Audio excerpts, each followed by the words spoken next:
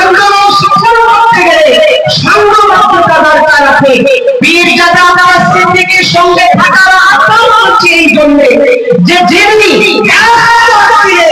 দেশ থেকে 50 লক্ষ কলিকাতার মাটিতে হাজির হতে পারে ভিতরে আপনি আপনার সংগঠন করুন, আপনি আপনার দল করুন, আপনি সিপিএম করুন, কংগ্রেস করুন, আইএসএফ করুন, টিএমসি করুন, আপনি অন্য কোনো রাজনৈতিক সংগঠন করুন, কিন্তু ইসলামকে বাঁচানোর জন্য পীর জাদা আব্বাস সিদ্দিকীর কাছে আসলে আমরা এই কারণে তার ছাতা মনে করে যদি আমরা দাঁড়িয়ে থাকতে পারি, ইনশাআল্লাহ এই বাংলা পথ দেখাবে।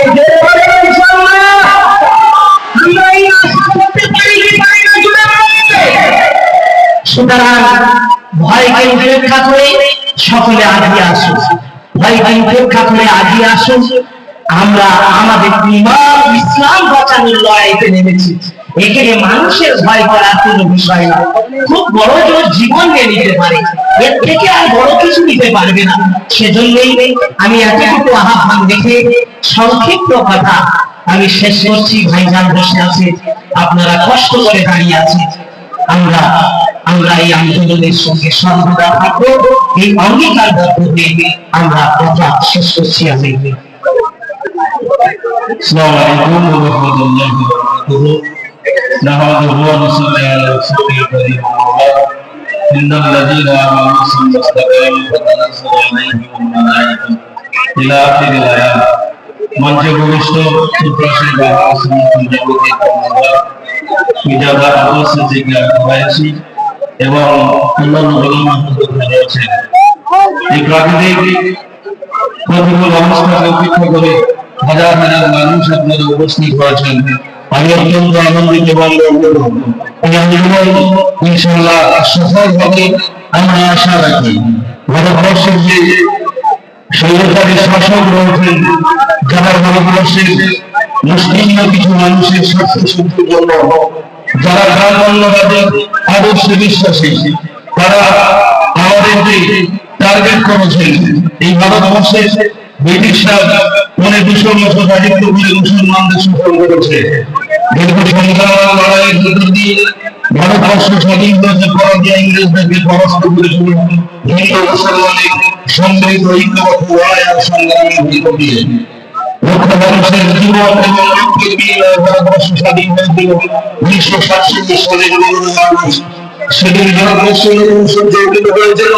ভারতবর্ষের যারা সেদিন রাষ্ট্রীয় ক্ষমতা মশলা দখল করেছিল, যাচ্ছিলেন, তারা প্রতিশ্রুতি দিয়েছিলেন এই ভারতবর্ষে সংখ্যাগুরু বলে গত বক্তব্য থাকবে, সংখ্যা অনুযায়ী সকলের সবার অধিকার থাকবে।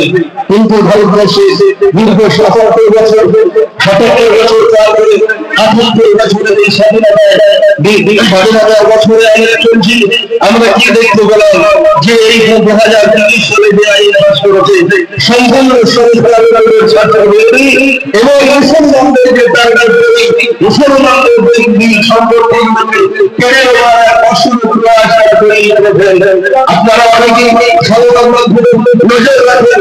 আমাদের ভারতবর্ষের যে মহামান্য আদালত রয়েছে সুপ্রিম কোর্ট, সেই সুপ্রিম কোর্টে যে সমস্ত সুবিধায় মানুষেরা যারা বিচার প্রার্থী রয়েছেন, যারা আবেদন করেছেন বিচার বিরুদ্ধে যারা তাকে শুনানি করেছেন, সেই শুনানি আপনারা দেখেছেন। মুসলিম কোর্টের যে মহামান্য আইনজীবী ছিলেন কপিল সিব্বল সাহেব, তিনি বলেছেন এই আইন কার্যকর হলে মুসলমানদের ভারতবর্ষের অর্ধেক সম্পত্তি যা অবাধভাবে সেই সম্পত্তির অর্ধেকটা বিরোধ হয়ে যাবে, সরকার দখল করে নেবে। তাহলে আমাদের মুসলিম